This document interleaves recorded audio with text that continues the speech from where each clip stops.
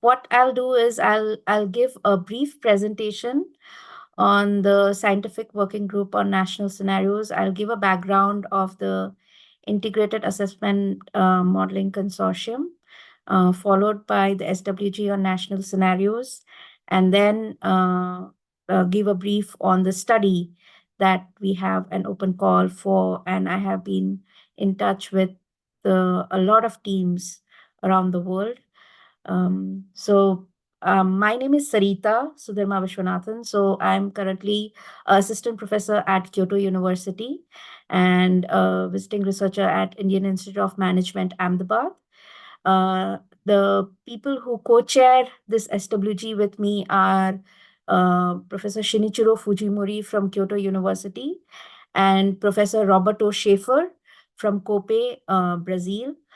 And just to give a brief on the IMC.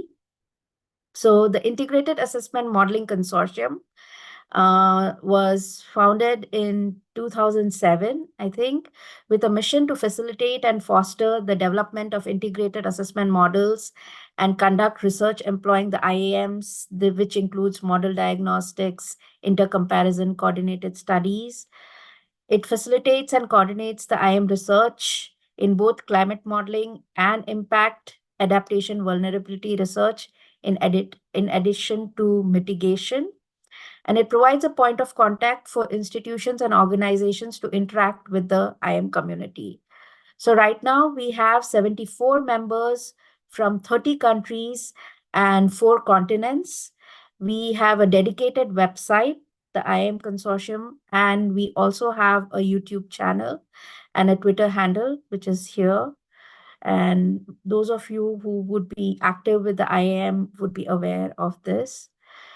So the IMC has scientific working groups which bring together a subset of members, which could be internal as well as external, to carry out the activities of IMC. As you can see, we have 5 scientific working groups. This include the working group on scenarios, the working group on data protocol and management, the working group on evaluation and diagnostic, the working group on scenarios for climate finance related financial analysis, and the working group on national scenarios. And if you want more information, you can go to the IMC website.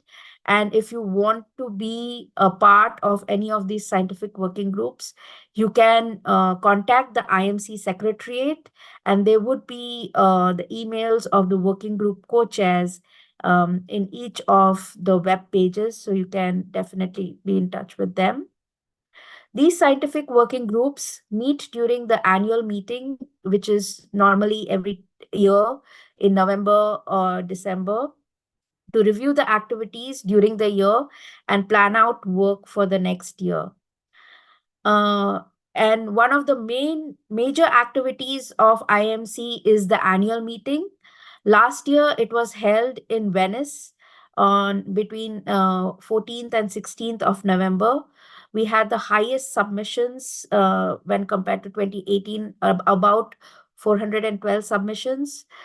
We had 433 participants, where 324 participated in person and 109 participated online. 34 countries were represented in these annual meeting last year. And you can find recordings of at least the oral presentations at the IMC YouTube channel. And please stay tuned. So the IMC annual meeting this year will be held in South Korea, and more information would be published on the IMC website by, I think, early summer. Now, giving a brief background on the SWG on national scenarios. The national scenarios the SWG was founded in 2021, and the main mission is to promote standardization of the national scenario development processes to increase comparability and use of assessment, which helps in national as well as international climate policies. We would be using this also to develop the common reporting database. The information will be used to interlink national to global activities and vice versa. Um, and it would provide a platform to share the best practices to build capacity through exchange of information. This includes, and it's not restricted, but to national scenario development, model intercomparison, and assistance with the common reporting database. We will facilitate the and support dialogue between the IMC communities at global, regional, national levels with the national scenario users through outreach and communication activities. And the SWG will coordinate on archiving, documentation, and communication of the national scenario data and publication henceforth in future. Why the national scenarios, SWG and national scenarios? Till now, there were no communities or organizations that were centrally collecting information about national scenarios. Comparatively of scenarios has been expected, but how do we map it for a global picture from a national perspective, which has been a ongoing debate. And there is a need to tackle with uncertainties because climate policies at national level are being revised and launched frequently, almost annually, depending on the updated NDCs and the net zeros in the last 5 years. The national circumstances are changing drastically, and the global scenarios are also being revised based on the Working Group 3 and Working Group 1 state of art knowledge. So the IMC SWG can provide the required platform to explore this national climate actions. Um, and so IPCC AR6 Working Group 3 Chapter 4 basically has made a foundation of the short-term mitigation pathways, focusing on national scenarios. Some of the main insights include that there is no broad literature on global, there is a broad literature on global mitigation pathway and a decent amount on country level pathways. However, different methods and models exist to analyze the implication of current policies and NDCs on country level emissions. And what has been observed is these country level studies differ across different dimensions, be it sectoral coverage, the emission coverage, the type of scenarios that have been done, and the policy coverage. The national scenario development, so one can see that it has been published in peer review literature through international projects such as CD Links, Engage, Commit, Elevate, so EU-based projects, and also through country-based national projects under the Country Energy Modeling Forum or Climate and Energy Modeling Forums. So you can see examples over here. And then we also have gray literature through UNEP Gap report. World Bank has a series of documents that it has built scenarios for middle income and low income countries. And then we have the IEA, which publishes national scenarios from a bottom up level for certain amount of countries. What's been observed is the purpose of the study differs across the peer-reviewed as well as gray literature, depending on the main objectives of each of the study. The model types are different in most of these studies. The scenario covered are different, and it also depends on the policy or model development or sensitivity analysis. So it's based on the objective of the modeler or the researcher or the institution or the project. And it's not only gray and peer review, there's a lot of internal documents that is submitted directly to the government, and it's not basically available to the public. And this is just an example of the country level energy modeling forums that we gathered by discussing with some of the country and regional teams. As you can see, Europe, Germany, Japan, South Korea, China, India. So these are countries that developed these country energy modeling forums in the last decade. But US has a history of almost more than 4 decades of this model intercomparison studies through the Stanford EMF institution. And here is also an example of the models that were covered under the IPCC AR6. So as you can see across regions, that 50, almost 50 national models were covered, and these includes global models, like in brackets you can see, that had national countries as regions. And since then, so in the last 6 months, through secondary literature, talking and discussing with country model intercomparison projects, energy modeling forums, modeling networks such as AIM, GCAM, IMACLAIM, we have kind of gathered almost 115 more national models across. And obviously, the survey that was floated since November, almost 40, I think, modeling teams have basically showed interest in being part of this study. So as one can see, that number of models are increasing. So hopefully we can be able to publish a lot of these models, verify and validate through this process. And now coming to the National Scenarios Research Study that we have opened the call for on January 15th, 2024. So a background, giving a brief background, the national mitigation pathways and scenarios have gained major significance since Paris Agreement and the Glasgow Pact, because the policy implementation happens at a national level in especially the developing countries. There has been these policies in developed countries, but at a global level, it uh, gained more importance after the Paris Agreement. And the architecture of the Paris Agreement combines the bottom up country driven processes based on their individual nationally determined contribution with the top down global stocktake, which took place last year. And the IPCC Working Group 3 AR6 for the first time focused specifically on the quantification of the short and medium term goals to assist the policymakers to operationalize these climate actions in accordance with the Paris Agreement and the Glasgow Climate Pact.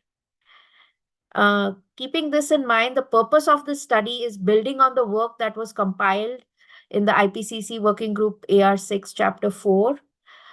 We plan to evaluate the gap between the current policies that are being implemented and the measures required to reach net zero target levels at at the country level. And the main objective is to consolidate the modeling exercise in international, national projects, individual projects under national as well as regional climate energy forums. And even if individual researchers are interested, they can be part of this exercise.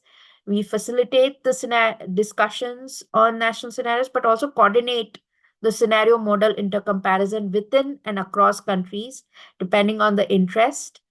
And we are trying to align the long-term strategies and net zero targets with the short-term policy measures through these processes at a country level, and trying to aggregate and show how it is shown at the global level. So this is just an illustrative pathway where we have 3 scenarios that we are asking the national teams who are interested to participate in this study to submit.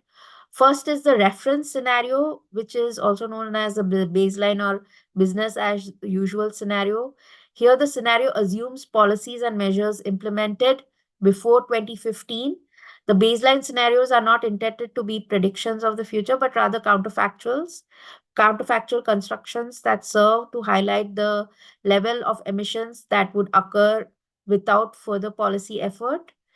Then we have the current policy scenario, and this is the same definition as presented in the UNEP gap report, where This includes current policies adopted by the government through legislation on non-binding targets backed by the effective policy instruments, planned policies in the pipeline to be adopted. And then we have the net zero scenario where they capture the planned policies and ratchet up these implemented policies in order for the country to achieve its net zero by the target year. So, one difference is in most of the early exercises, a country team either was given a carbon budget in many of the international projects or asked to basically have a specified net zero. Here, it's up to the country team how they devise their current policy and net zero scenario policy, but it is according to their net zero target year. So that so ambitious ambitions and pledges, they can be higher than the current policy scenario. The process, so there will be an initial set of variables that will be shared with the national modeling team in February with information on registration to the database and how to submit these scenarios. And the collection process, vetting process ensures the data is collected in a transparent, consistent, complete, and comparable manner. The compilation would be hosted by the by YASA's Scenario Explorer, and this is a part of cooperation agreement with the IMC SWG on national scenarios. We just wanted to say that we will share the scenario database Excel along with the final protocol with the country teams. Like, it's already there on the website, but the database, the information on submission for the registration, we will be sharing it with the teams who are interested to participate in this exercise with us. And for those teams who cannot transform the currently available scenario data into IMC template, please do contact us. We will assist you with the data processing. And then there will be a rigorous vetting process where we'll verify and validate the model results that are shared based on the paper that is being drafted. And this will include, this validation process not will include the historical data validation, unit checks, and if there are clarification on issues depending on the model results. And this is a timeline. So we have this webinar. The initial deadline, the first deadline for national scenarios is April 1st, 2024. We'll have a couple of months. So from April till June, we'll discuss with the individual team, maybe at an individual level or a country level or a regional level, based on the participation. And if we are facing any problems or if there are verification issues. And the final deadline for the scenarios would be June 30th. We plan to prepare the first draft of papers depending on how the submissions are with the co-authors. So all the teams who submit would be the co-authors by September, and then to get the feedback by October so we can present at least the initial results and details about the participant teams and the process in the IMC that would be held in South Korea. And hopefully the first draft would be submitted to the journal by January 31st. So I think, and speaking of that, like, we have circulated the Google form link, which I think I'll also share on the chat after this presentation. So please feel free. So whoever is interested, even if you're not able to participate in the study, you can share your model documents with us. And then hopefully, like, in the next exercise, you could participate if this timeline is a little bit tight for you. And please contact us, and hopefully we can find a solution in the process. This is the contact. So these are my email IDs, Shinichiro and Roberto. We also will have a group mailing list and another email ID where you can ask your questions if you have any doubts.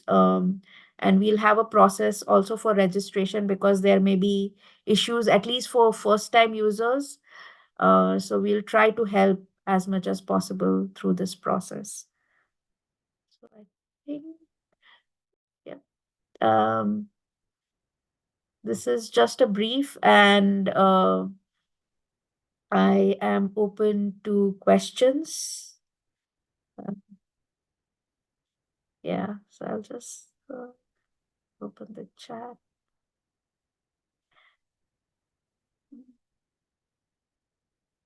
Yeah, Hewan. Yeah, see you in Seoul. And yeah, hopefully we also see to it that it would be a success. So I'm open to questions, so please feel free to ask questions. I'll also just, if I think most of you may have gone through the website, but I'll just share the link of the website and also about the model. So yeah, Frederick, please. Hello, Saritha. Hello, everyone. Thank you very much for the presentation, very clear. Let me say again something that we said in Venice.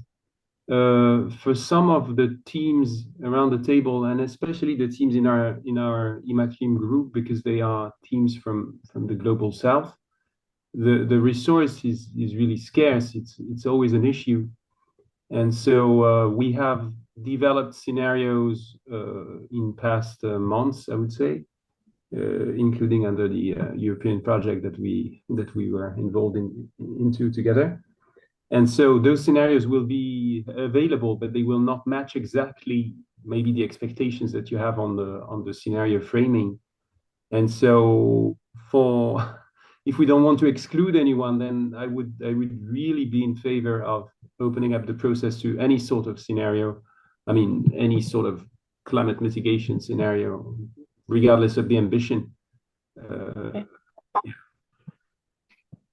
Yeah, I think we can do that because this is also a process of capacity building for model documentation for each of these countries, for basically having an understanding.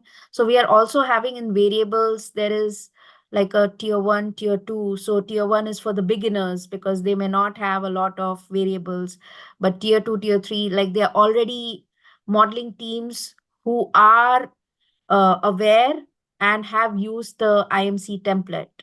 So it would be easier for them to provide the variables. So we also are aware of that and we will be helping these teams. So it's also a capacity building process. So definitely, I think what I can do is maybe open it up and add like a other scenarios category so the teams can just participate and we'll see how we can include that in the process. So yeah, definitely.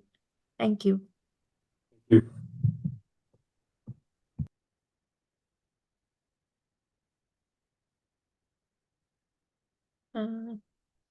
Any other questions?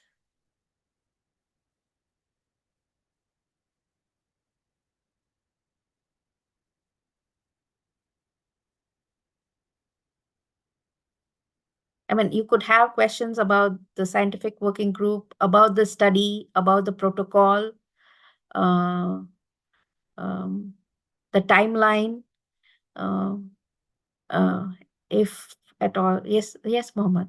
Yeah. Thank you, Saritha. Thank you very much for the presentation.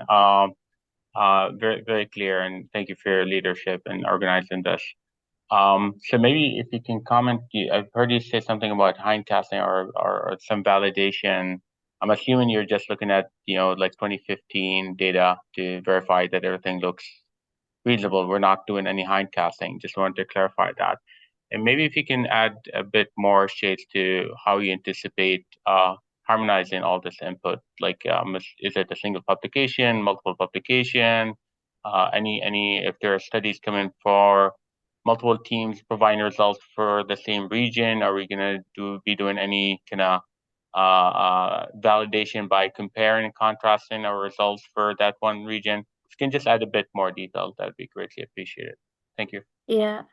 So I think, and thank you for the question. So I think mostly hindcasting, not sure, like it would be more historical verification, not the hindcasting part.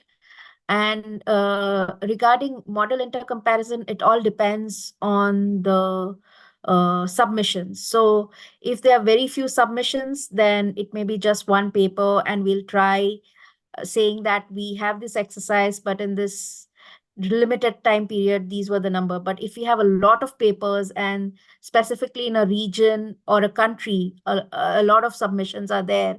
So we look forward, depending on, we could have like a set of papers in line that could be published. So it all depends on the submissions and who all are interested, and the verification process. So basically, it's kind of open, but what we want to do is, through this exercise, also push for peer review publication. So by the time the AR7 cycle starts, the national teams, not only like they are part of these entire exercise, but we also push peer review publications at national level. So that is the exercise. So if the teams are interested in having like a paper also individually, we can depend, and this all depends on the submission. So right now I cannot say that it's just one submission. That's why I said it all depends on the submission, the verification process, how long the verification process takes, and it's a one-to-one with each of these teams at a individual or a country level, because there are certain countries which have like may have more than 5 or 10, and there would be some countries which may just have one modeling team. So it depends. So I think right now we are open to it, and it all, I think, will boil down to the submissions when we get it in April. But yeah, we are open to that. Thanks. Thank you for the question. Yeah, very clear. Thank you very much. Saritha, if I can add something here. In fact, let's say I think that the issue raised by Frederick and also by Mohammed are very much related. So basically, the idea here is to use our experience with the IPCC with respect to global IMs to try to emulate this at the national level.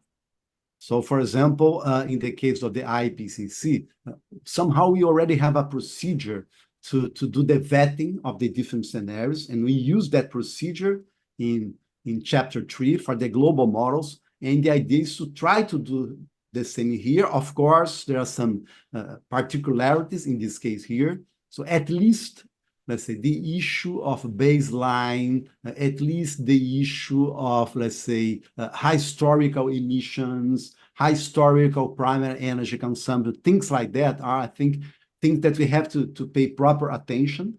But as Saritha said, this is very much a function of how many submissions we're going to get. So the idea of having a kind of standardization of scenarios is to facilitate eventually joint studies, joint papers. But again, depends very much on how many submissions we're going to get, on whether or not we're going to need to be more flexible, and or, as Saritha said, have like 2 tiers, let's say one tier more specific on very standardized scenarios, and another one more open to other studies. So again, it's very much a function of what you're going to receive to really decide how strict we need to be or not. So totally open here. We're very curious to see how many submissions we're going to get. And based on that, we can take some decisions together here on how to proceed from there. Thank you, Roberto. Yeah.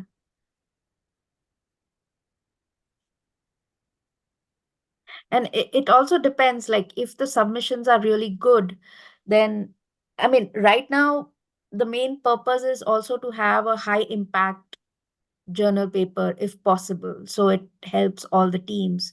But subsequently, we can also try like the special issue process, or it depends like how fast we want to see. We also need to see the timeline of the next AR cycle and how we help the entire process. So I think it all depends, one, on submission, and then the process of vetting, verification, validation, how long does it take? So if it's if everyone's really efficient, then maybe we'll be able to publish more papers. So yeah, so this is mainly, this first exercise is a proof of concept, and also to see how long the exercise takes, because we also want to be prepared, like by the next time, if we are able to also help from a bottom up process to the next global stock take, so that eventually, and then the AR7 cycle. So those are the things that are planned. So yeah, And thanks. also to add, Saritha, we really want to use this, let's say, this community here to try to fit into the AR7 cycle. And Yeah. also, this is very much our experience with the IPCC, because, let's say, Chapter 3 of the previous IPCC report was based on global scenarios. And basically, in there, we had a kind of consolidated community, and it was not difficult to collect scenarios, and it was not difficult to prepare the database. But in the case of Chapter 4, which was more focusing on national scenarios, it was a little bit more difficult. And because of the Paris Agreement, as Saritha said, because of the Glasgow Pact, basically national scenarios now are becoming more and more relevant. And basically, we want to be instrumental here to try to be the, let's say, the place where national scenarios will submit their scenarios. And by doing that, we really can help and improve the representation of national scenarios in the next round of the IPCC reports. Yeah. Thanks, Roberto. Yes, Evan. Hi. Oh, am I up there? Not really a question. I guess more words of encouragement really is that IPCC previously and IMC too has been criticized for very much this global focus models developed by rich countries, US, EU, and whatnot, and very overrepresentation of those countries. And then there's other Asia, other Africa, and other Latin America, right? So this process, I really strongly encourage this process so that we can have more scenarios, more specific, more grounded in national circumstances in countries that are not properly represented in the global model, so to speak. So I think this is a really, really important work that you're doing, and it's going to be a lot of work. So I'm really glad that you're leading this process. I guess one question in addition to the encouragement would be a little bit on the final product outline, so to speak. Nothing detailed, but how the product would be used. Because in the Korean process, now I'm sitting in Korea, the questions came up. We have lots of scenarios, very excited to submit the Korea EMF scenarios, but then there's some sort of overlap, right? If we go too much into discussing the model comparisons and whatnot for a specific country, the original MIP that we're doing, there would be a strong overlap. So a little bit of indication on what the final product would look like would help make it easier for people to be at ease to resubmit their existing scenarios. I'll try to give an answer, and then Roberto, you could just help me assist. So one of the things while we were discussing, so with Roberto and Shinichiro, was there was a huge critic in the IPCC AR6 summary for policymakers that the global models do not represent and whatever question. So this process kind of complements the global modeling process. And one can basically then show that we have done this exercise, which is consolidated, and the modeling teams have basically supported, and we have this peer-reviewed literature that we have. So how would it be different? It is, we have these various, so there would be certain country teams which may already have published papers. However, there would be certain teams which may not have published papers. So here we are trying to collect ground up and trying to show each of these countries. But one thing we can also do is aggregate and show what is the aggregate bottom up baseline CPS and NDC from a policy implementation perspective, like what they think. And this can kind of complement, and maybe it may increase the range of the NDC, which is shown in the UNEP gap report or the IEA. Here, the thing is, it would be more of a ground up processes where we are bringing in all the country teams. And obviously, the other thing is many of these modeling teams are directly also supporting the government.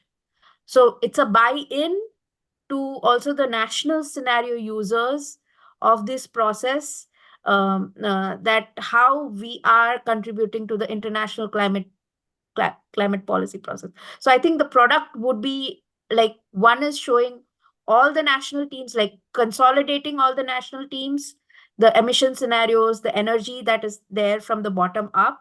That is one.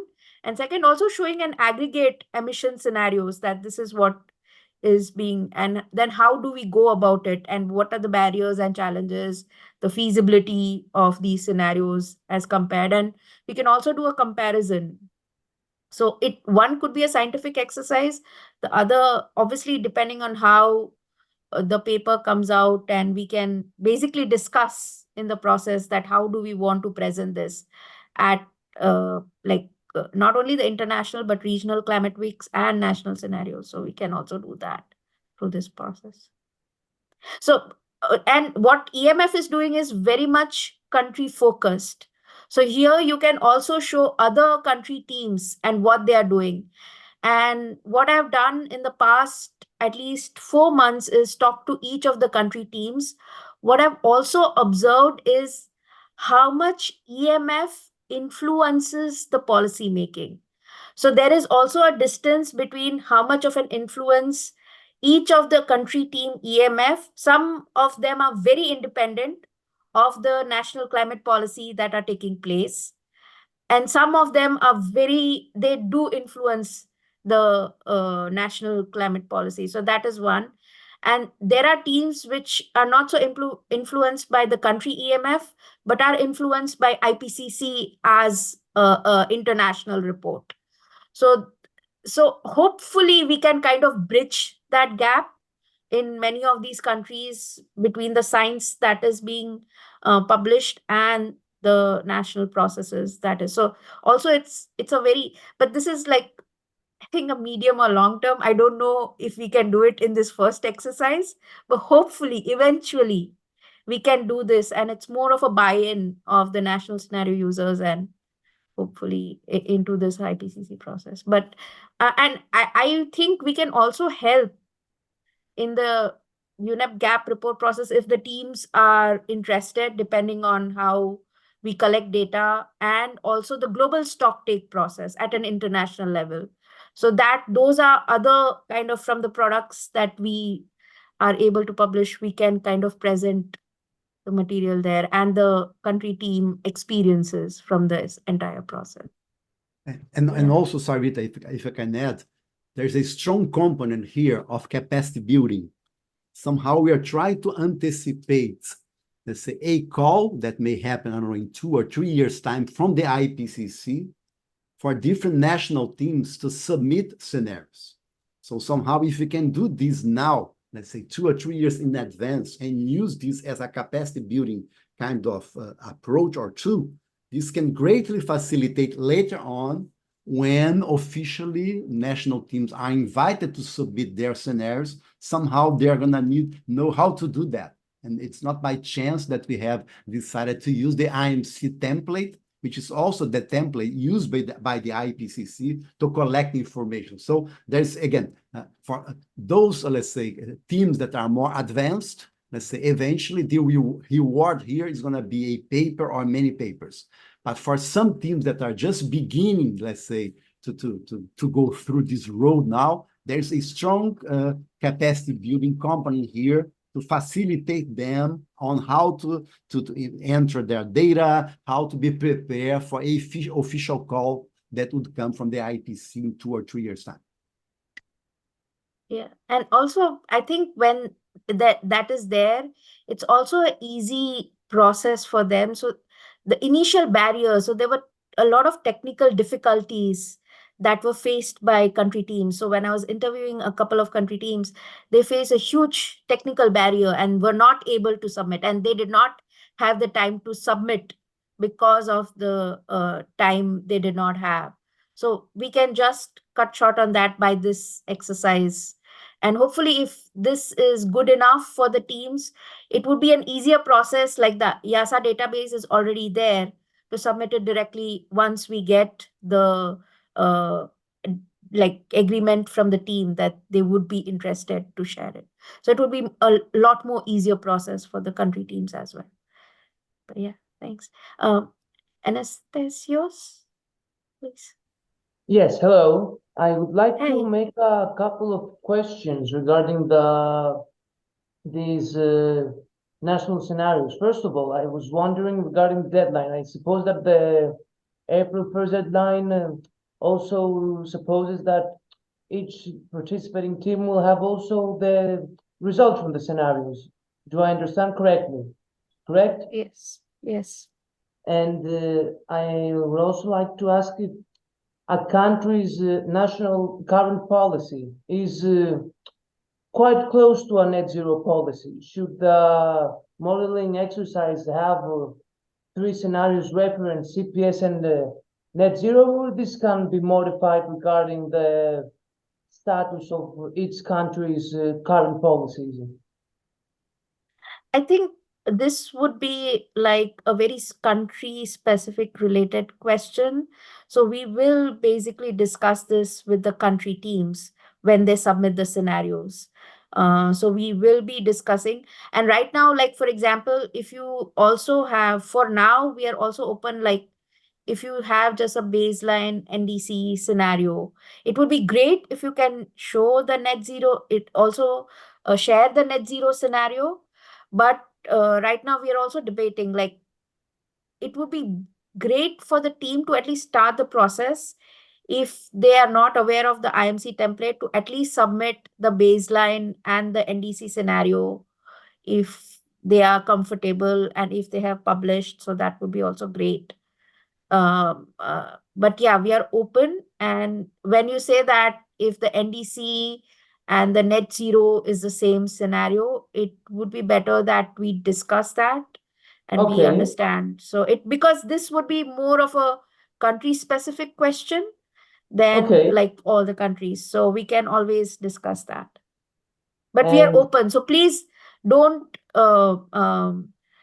stop yourself from submitting or participating in the study because you have the same, like the NDC and the net zero is the same. So we can always discuss. We are open to discussion for that. okay, and I'll ask then to maybe the easier question from the ones that I want to make. If we are working on a model that focuses on the electricity sector, that's fine, or should the scenarios submitted consider the whole energy sector? Right now, like the set of variables we are sharing, it would be energy systems as well as the AFLU, so agriculture, forestry, land use, because there would be countries that would have more of an agriculture based system. So we are open to all, but your question is mainly if it's just the electricity sector. We are open to that. Now, Okay, considering it, depending on like how we are submitting the paper draft of the paper, currently we were looking at energy systems, but we are open to sectoral analysis as well, because we've had teams submitting if they have a national sectoral model. There have been a couple of teams who have submitted at least their model and model documentation and everything. So right now we are open, but when it comes to the paper formation, again, it would be, I think, an individual discussion with the team, and then maybe we can make a decision on how to go about it. Please go to the website. Please give your model information on the link that we have provided. In the website, there is a frequently asked questions, which is collab. So there you can find out certain questions which were already asked. There were other questions related to the protocol, to the process. The question related to data template, I think we will be adding 4 to 5 more questions about registration, model documentation, how to basically submit the scenarios to the YASA website. And hopefully we may have a webinar on this, or maybe share the video module. And if the teams have any kind of questions, please get back to us. You have our email. We'll also have like co-chair's email ID added on the website, so you can basically get in touch with us. And hopefully, I look forward that all of you can participate in this exercise. And based on the submissions, we hope that we are able to publish papers in the next year or so. And let's see how it goes. So thank you very much.